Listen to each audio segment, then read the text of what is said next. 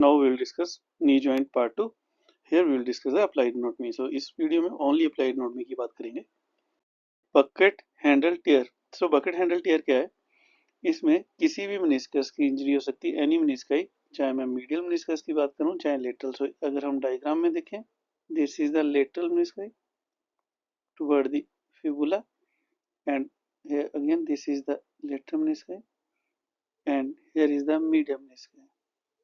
तो इनमें से किसी भी menisci की इंजरी हो सकती है. बकेट हैंडल टीयर में होता क्या है, कॉमनली ट्विस्टिंग, अगर नी फ्लेक्स्ड है, नी स्लाइटली फ्लेक्स्ड है, फिर वो किसी एक साइड को ट्विस्ट हो सकती है, तो ये इंजरी होगी. ये मोस्टली होती है किसी में किकिंग, जैसे फुटबॉल को किक करते हैं उस टाइम पे जो पोजीशन होती है उस पोजीशन में इंजरी हो सकती है. अब इस इंजरी को हम बकेट हैंडल टीयर क्यों बोलते हैं? सो अगर आप फर्स्ट डायग्राम में देखिए, this one is the femur, this is tibia, this is fibula.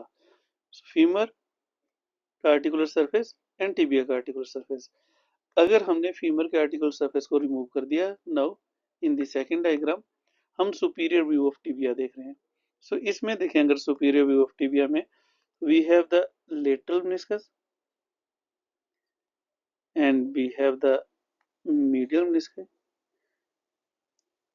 सो अगर लाइक फुटबॉल की किकिंग करते हुए पेशेंट को इंजरी होती है, तो मेनिस्काई का part of the menisci will separate longitudinally and it will turn like this. तो ये पार्ट जो है ये सेपरेट होके अलग हो गया लाइक दिस. तो ऊपर से देखने में ऐसे लगता है जैसे बकेट का हैंडल है. That's why this is known as bucket handle tear. So this is a longitudinal tear. You can appreciate, here is the tear. So this is a longitudinal tear of any meniscus. दोनों में से किसी भी meniscus का हो सकता है, चाहे वो मीडियल की बात करूं चाहे लेटरल की बात करूं. इसमें part of that menisci will be torn and separated like this. So ये bucket handle की तरह लगता है. That's why this is known as the bucket handle tear.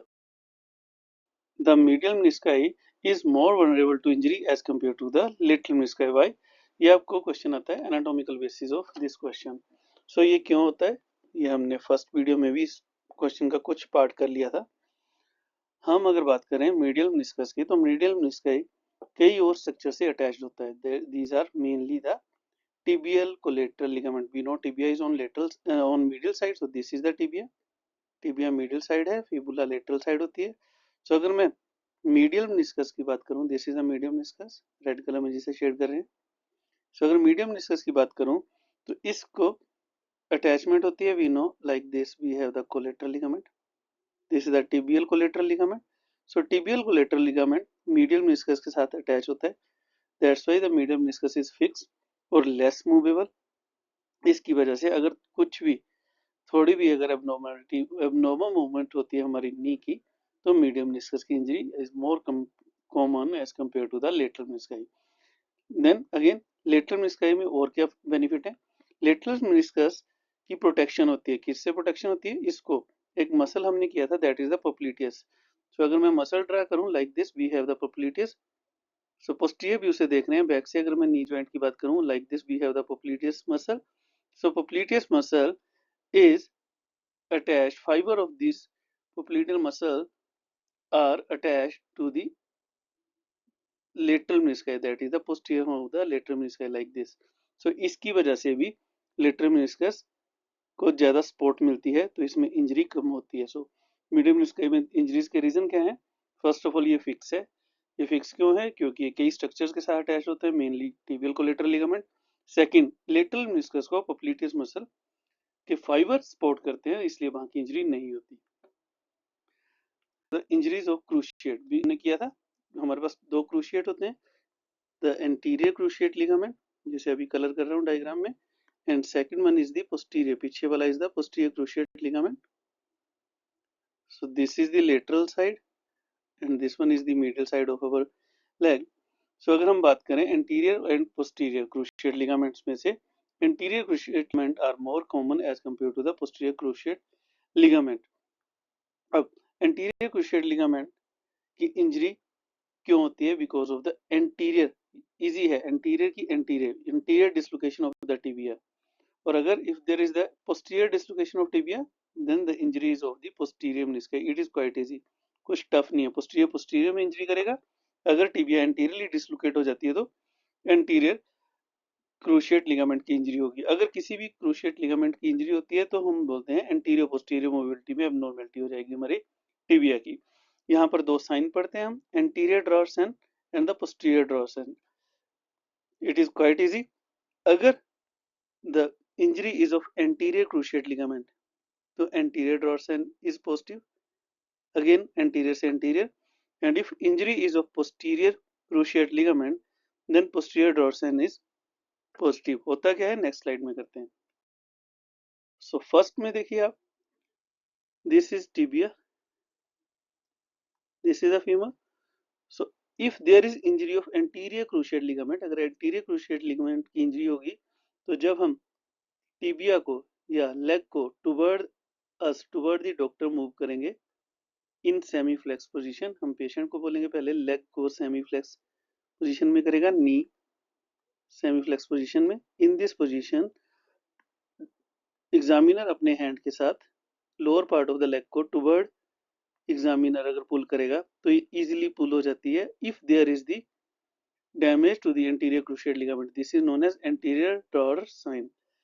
Anteriorly बिना किसी रेजिस्टेंस के पुल हो जाएगी tibia, this is the anterior drawer sign. इससे opposite is the posterior drawer sign, so that is the posteriorly बिना किसी प्रॉब्लम से टिबिया या लेग मूव हो जाएगी, that is the posterior drawer sign. So posterior will be positive if there is posterior is positive if posterior cruciate ligament is damaged, anterior is positive if anterior cruciate ligament।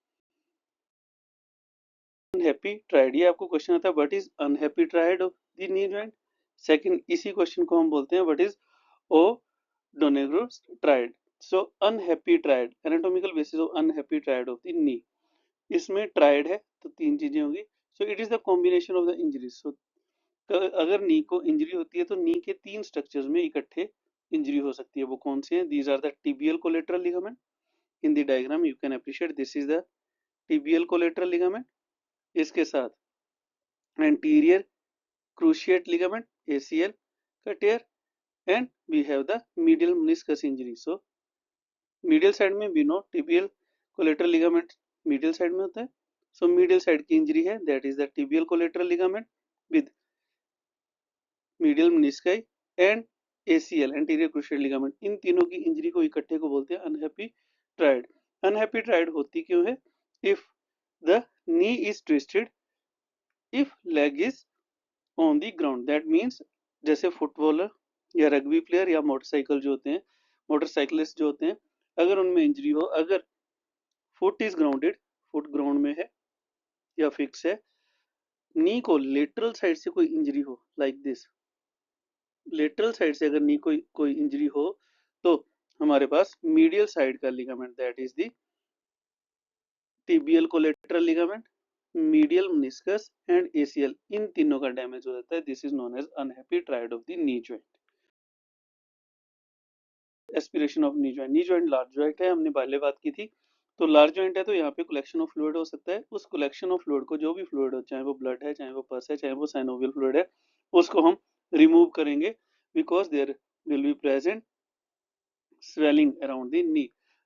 तो patella की sides में that is on the either side of the ligamentum patellae. हमने first video में ligamentum patellae की location की है। सो ligamentum patellae की sides में वी कैन एस्पिरेट। ये एस्पिरेशन करते कैसे हैं हम एक 3 पॉइंट लैंडमार्क लेते हैं, दैट इज अगेन ये 3 पॉइंट्स रखते हैं, उनके हम एक ट्रायंगल बनाते हैं, वहां से हम एस्पिरेशन कर सकते हैं। वो क्या है? The apex of the patella, apex of the patella first, second is tibial tuberosity, and third is the lateral epicondyle of femur। like this we have triangle। so इस ट्रायंगल के अंदर से हम एस्पिरेशन कर सकते हैं किसी भी फ्लूइड की, like this। अगर आप सेकंड डायग्राम में देखिए, यहां से पहले हमने ट्रायंगल की ट्राई की है, देन यहां से हम एस्पिरेट कर रहे हैं फ्लूइड को। here you can appreciate that we can use the ultrasound probe। so ultrasound guided, आजकल न्यू टेक्निक में अल्ट्रासाउंड गाइडेड हम फ्लूइड को एस्पिरेट कर सकते हैं, जिससे फायदा ये है कि नी के किसी और स्ट्रक्चर की इंजरी नहीं होगी जहां पर हमें फ्लूइड मिल रहा है, हम सीधा वहां से एस्पिरेट कर सकते हैं। सो और अगर हमें नी के यहाँ पे सर्जरी करनी है तो इसी ट्रायंगल में हम ड्रग्स भी इंजेक्ट कर सकते हैं। Arthroscopy of the knee, so arthro means joint, scopy is visualization. So यहाँ नी की बात हो रही है, अगर हम नी की विजुअलाइजेशन करें that is known as the arthroscopy. So endoscopically, endoscope होता है हमारे पास, endoscopically we can visualize the joint, here we can visualize the knee joint without causing any damage। हम इसको कट नहीं लगा रहे, हम छोटे से कट के थ्रू ही, हम लार्जली कोई सर्जरी नहीं कर रहे, छोटे से कट के थ्रू ही हम पूरे के पूरे जॉइंट को विजुअलाइज कर सकते हैं, that is known as the arthroscopy. इसका बेनिफिट है we can replace the ligament, so ligament tear, ligament replacement वगैरह इजिली कर सकते हैं। Next is knee replacement.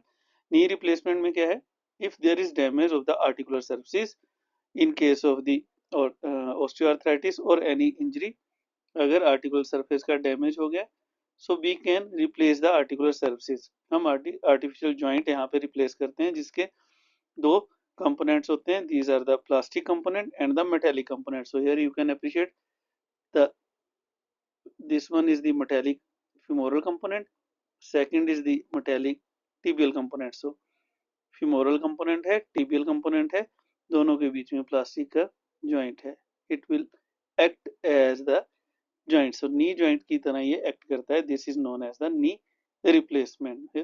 will damage the, we will remove the damaged part of the articular surface। patellar dislocation और knee cap dislocation. सो patella की dislocation या knee cap one and the same thing, patella को knee cap बोलते हैं। Here you can appreciate this is the patella, right side and left side. So patella की dislocation most commonly laterally होती है। Again this is fibula, fibula is lateral, so most common dislocation of patella is lateral. MCQ question, why? Anatomical basis, because medially we have a muscle that is the vastus medialis, this muscle is powerful। so medially ये muscle है जो powerful muscle है, that's why first reason medial dislocation के chances कम होते हैं। secondly these are more important, so lateral femoral condyle, हमें पता है फीमर बोन के ऊपर यहाँ condyle होता है जिसके ऊपर पेटेला आर्टिकुलेट करता है। so lateral femoral condyle is more anteriorly projected as compared to the medial femoral condyle। मतलब जो condyle lateral है वो थोड़ा सा ज्यादा आगे को होता है as compared to the medial। this is very important, the lateral femoral condyle has deeper slope। ये slope होती है इसमें, क्यों slope होती है? because the lateral articular facet of the patella is large। so अगर second diagram में देखें, again इस patella को देखें posterior side से, this is the articular surface, this one is lateral side, this one is medial side। so lateral side or lateral articular facet is larger, patella की बात हो रही है, पेटेला का lateral articular facet is larger as compared to the medial articular facet। so lateral large होता है, that's why उस side की dislocation is very common। अब lateral large है तो that's why इसने आर्टिकुलेट करना है फीमर के साथ, तो फीमर का भी lateral condyle बड़ा होता है। so lateral condyle बड़ा है फीमर का, lateral articular facet of the patella is large and lateral condyle of the femur is more anterior। ये सारे रीजन है क्यों पेटेला की डिसलोकेशन lateral होती है as compared to the medial। so very important question। then this is very common in women, patella की dislocation women में ज्यादा common है as compared to men। why? because of the Q angle, Q angle is more in women as compared to the men। ये क्या होता है next slide में करते हैं। so what is Q angle? Q angle Q से याद कर सकते हैं, Q is the quadriceps angle। quadriceps we know this rectus femoris, vastus medialis, vastus lateralis and इसके नीचे we know we have the vastus intermediaris। these four will form the quadriceps muscle। so quadriceps muscle के according एक angle बनाया है जिसको बोलते हैं Q angle. ये बनता कैसे? so this is the angle between the quadriceps femoris muscle and the patella tendon। so this is the patellar tendon। अगर मैं सेकंड डायग्राम में देखूं, so this is the area of patellar tendon and this is the area of quadriceps femoris. इन दोनों के बीच के angle को बोलते हैं क्यू एंगल। अब कोई एंगल बनाने के लिए हमें लाइन ड्रा करनी पड़ती है, सो हम दो लाइन ड्रा करते हैं इसमें। First line is from anterior superior iliac spine to the centre of patella. So anterior superior iliac spine से सेंटर ऑफ पेटेला तक एक लाइन ड्रा करेंगे हम, like this we will draw one line, and second line we will draw from the patella and the tibial tuberosity like this. So patella and tibial tuberosity के बीच में एक दूसरी line draw करेंगे। इन दो lines के बीच में जो एंगल है, this angle is known as the Q angle, quadricep angle. So quadricep का पेटेला के साथ क्या एंगल है, that is known as the quadricep angle और Q angle. It is more in female it is about 17 degree, in male it is about 14 degrees. So these all are the MCQ questions.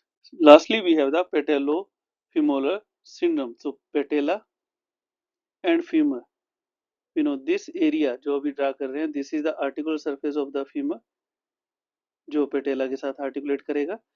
सो इन दोनों के नाम से बना है patellofemoral syndrome. सो अगर इस area में deep to the patella if there is pain, this is known as patellofemoral syndrome. ये हुआ क्यों, because of the direct blow to the patella.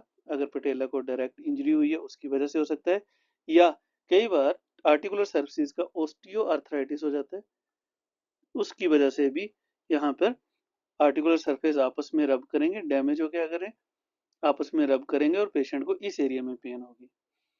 ये मोस्टली होती कब है, जब पेशेंट डाउन हिल रनिंग करता है या डाउन हिल मूव करता है। That's why this is known as the runner's knee.